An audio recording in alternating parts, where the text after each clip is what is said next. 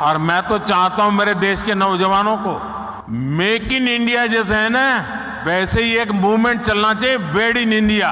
शादी हिंदुस्तान में करो।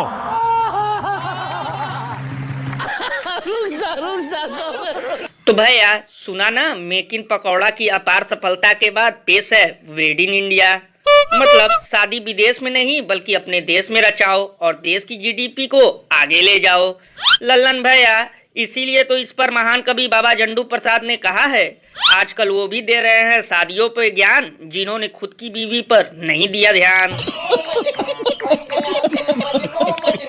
लल्लन भैया, कभी कभी तो मुझे लगता है कि चाय वाले चाचा भी हम लोगों का मजाक उड़ाते हैं, क्योंकि यहाँ लोगों के पास हवाई चप्पल खरीदने तक के पैसे नहीं हैं और ये शादियों पर चर्चा कर रहे हैं।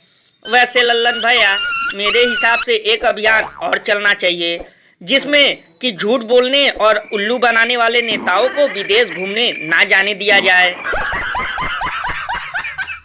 गजब बेइज्जती है। ये बड़ी अच्छी बात कही आपने। वैसे भैया, मुझे तो लगता है ये विश्व गुरु को शादी की स्क्रिप्ट लिख कर देने वाला कोई कांग्रेसी था, क्योंकि वेड इन इंडिया नहीं बल्कि वेड इन भारत होना चाहिए था, वरना 2014 में आजाद हुए भक्तगण बुरा मान जाएंगे और कम से कम एक हफ्ते तक बरनाल लगाएंगे।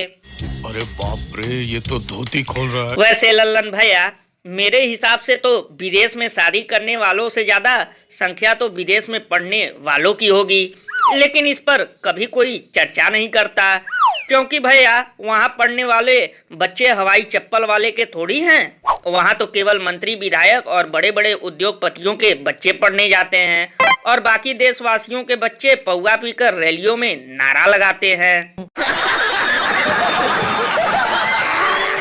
और अभी तो रुको, क्लाइमैक्स अभी बाकी है। पर आप अपनी नीतियों के नाम पर बिल्कुल नहीं मांग सकते। वोट मांगकर आप तब तक वो वीडियो निकालिए जहां पर बोल रहे हो कि इतने शहीद हो गए और मुझे वोट दो। अभी मजा आएगा ना भिड़ो। मैं मेरे फर्स्ट टाइम वोटर से कहना चाहता हूं कि आपका पहला वोट। तो बालाकोट, मैंने कहा बालाकोट, आप कह रहे हैं कि नहीं, शहीद जो हुए उनके नाम पे आप। पुलवामा में सुनिए, पुलवामा में उन वीर शहीदों के नाम आपका वोट समर्पित हो सकता है क्या? मुझे अपने घर जाना है। तो भैया देखा, एक बार फिर से चिप के साथ साथ पूरा सिस्टम ही हैंग हो गया।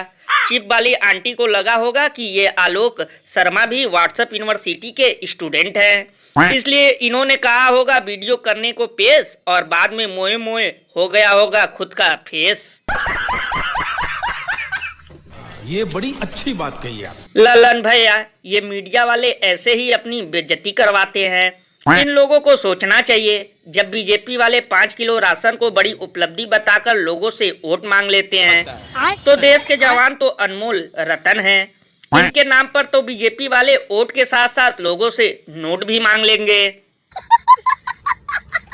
ये बिल्कुल सही कहा आपने। वैसे भैया, इससे भी इन लोगों को कोई फर्क नहीं पड़ने वाला, मतलब इससे भी भैंस के आगे बीन बजाना ही समझो। लल्लन भैया, इसीलिए तो लोग घनघोर बेइज्जती करते हुए ये कहते हैं कि देश का चौथा स्तंभ हो गया है सरकारी, इसलिए कभी महंगा होता है आटा, कभी महंगी होती है तरकारी।